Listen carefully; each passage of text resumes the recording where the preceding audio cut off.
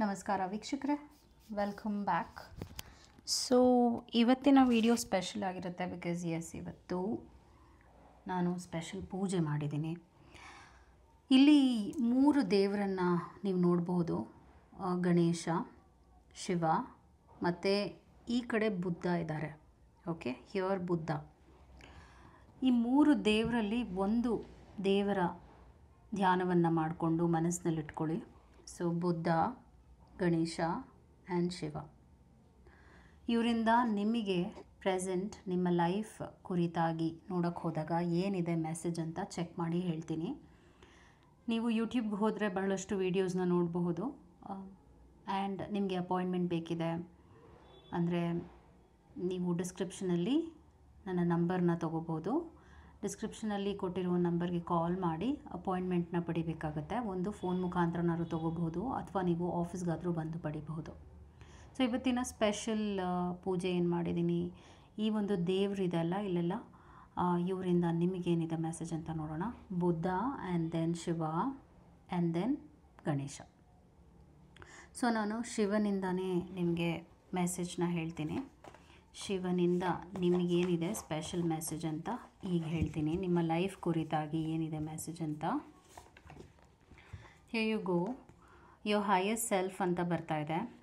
ಅದಾದ ನಂತರ stuck energy ಅಂತ ತೋರಿಸ್ತಿದೆ. ಇದರ ಅರ್ಥ ಏನು ಅಂದರೆ ಪ್ರೆಸೆಂಟ್ನಲ್ಲಿ ನೀವು ಏನೋ ಒಂದು ಅಸಹಾಯಕ ಸ್ಥಿತಿಗೆ ಒಳಗಾಗಿದ್ದೀರಾ. ಹಾಗೂ ಗುರಿ ಇಲ್ಲ, ನನ್ನ ಲೈಫ್ ಹೇಗೆ ಇರಬೇಕಾಗಿತ್ತು ಹಾಗಿಲ್ಲ ಅನ್ನುವಂಥ ಒಂದು ಹತಾಶೆ ಕೂಡ ನೀವು ಅನುಭವಿಸ್ತಿದ್ದೀರಾ. ಆದರೆ ಇಲ್ಲಿ ನೀವು ನಂಬೋ ದೈವ ಅಂದರೆ ಶಿವನಿಂದ ಏನು ಮೆಸೇಜ್ ಬರ್ತಾ ಇದೆ ಅಂದರೆ you have to believe it. ಒಳ್ಳೆಯದಾಗುತ್ತೆ ಆ್ಯಂಡ್ ಪಾಸಿಟಿವ್ ರೇಸ್ ಎನ್ಲೈಟನ್ಮೆಂಟ್ ಲೈಫ್ನಲ್ಲಿ ಬರುತ್ತೆ. ಸೊ ನೀವೇನು ಮಾಡಬೇಕಾಗುತ್ತೆ ಅಂದರೆ ಈ ಒಂದು ಸ್ಟಕ್ ಎನರ್ಜಿಯಿಂದ ನಂಬಿ ಮುಂದೆ ಹೋಗಬೇಕಾಗತ್ತೆ.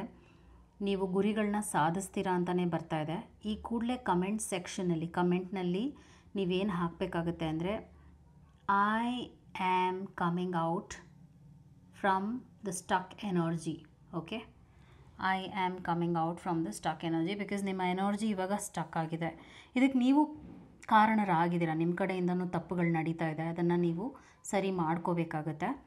ಆದರೆ you have blessings from the universe, you have support from the universe.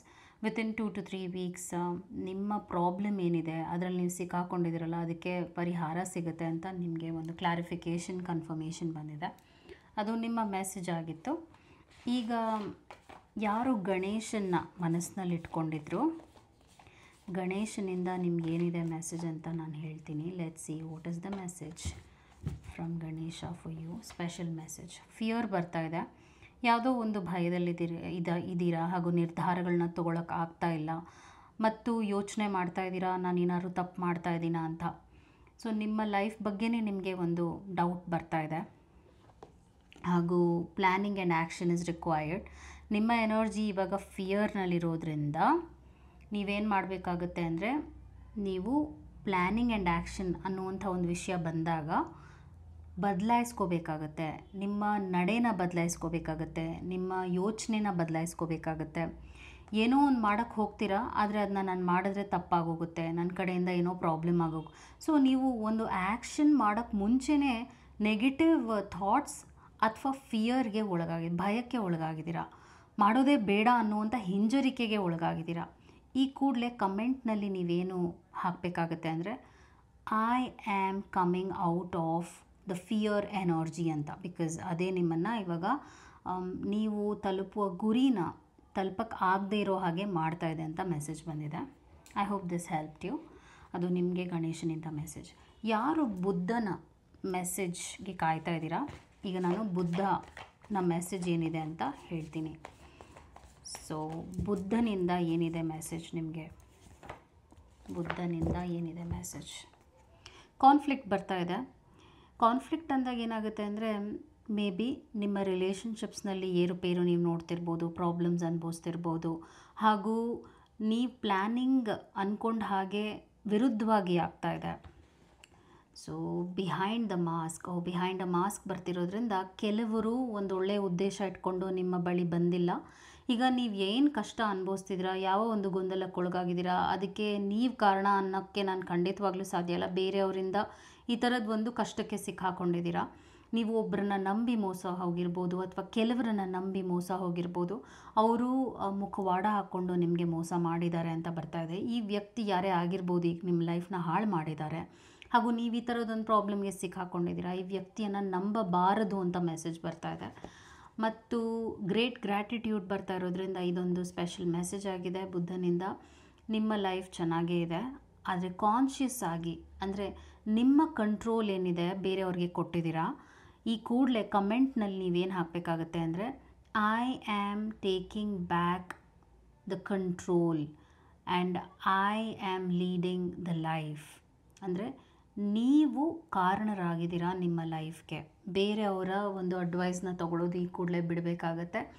ಎಲ್ಲೋ ಏನಾಗ್ತಾ ಇದೆ ಅಂದರೆ, ನೀವು ಕೆಟ್ಟ ಅಡ್ವೈಸಸ್ನು ನಂಬ್ತಾ ಇದ್ದೀರಾ, ಅರ್ಥ ಮಾಡ್ಕೊಳ್ಳದೆ ನೀವು ಸ್ಟೆಪ್ಸ್ ತೊಗೊಳ್ತಾ ಇದ್ದೀರಾ. ಈ ವಿಷಯದಲ್ಲಿ ನೀವು ಮೋಸ ಹೋಗ್ತಾ ಇದ್ದೀರಾ ಅಂತಲೇ ಹೇಳ್ಬೋದು.